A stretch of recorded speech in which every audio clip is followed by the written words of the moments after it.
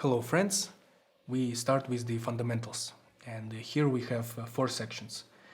And the first section is financial statements. And we have a quote by Warren Buffett that accounting is the language of business. If you want to understand financial position of any company, you need to understand accounting. Before we describe each financial statement separately, I want you to understand the logic behind each financial statement. And we start with the balance sheet. Balance sheet shows us current position of a company at a specific point in time. So, for example, if we take a farm and the balance sheet shows us existing position of a farm at any point in time. So, for example, if we take a photo of a farm, the balance sheet describes to us what is on that photo. So we see that the farm has one farm, has 2 tractors and 4 cows.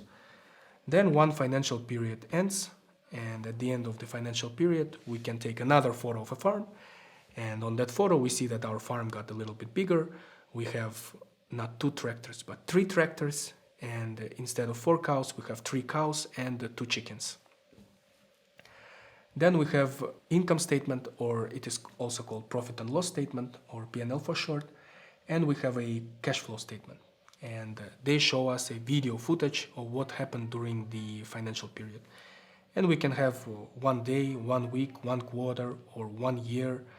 And during any period, we can see what happened with the company. So in our case, we have 2 photos, 2 balance sheets at the beginning and at the end of the financial period.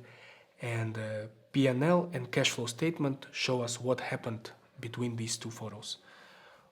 What was our revenue, what were our costs, and maybe we incurred some capital expenditures, like we made our farm a little bit bigger, or maybe we bought or sold tractors. And these 2 statements show us what happened during the period. Throughout this course, we will assume that we are following International Financial Reporting Standards, IFRS.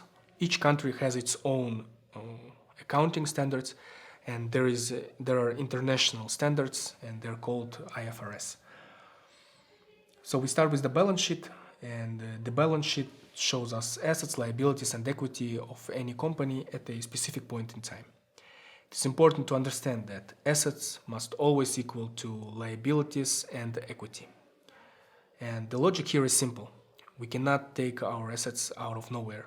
We can either finance them with our equity, or we can finance them by raising liabilities from the bank or from our suppliers.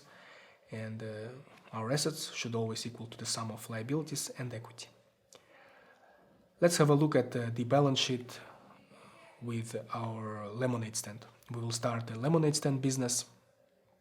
And for us to start any business, we first need to raise capital.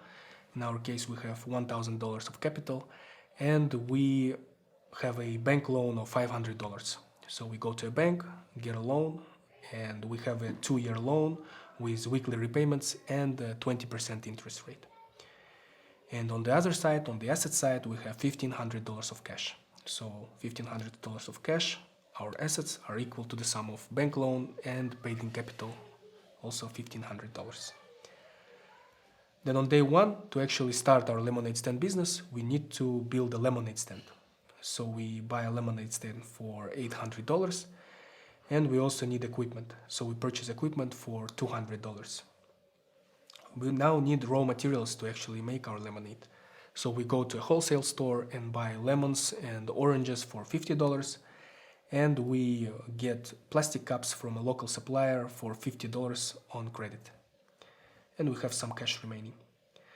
Now we divide our assets into current assets and non-current assets. So current assets are assets that are expected to be converted to cash within 1 year.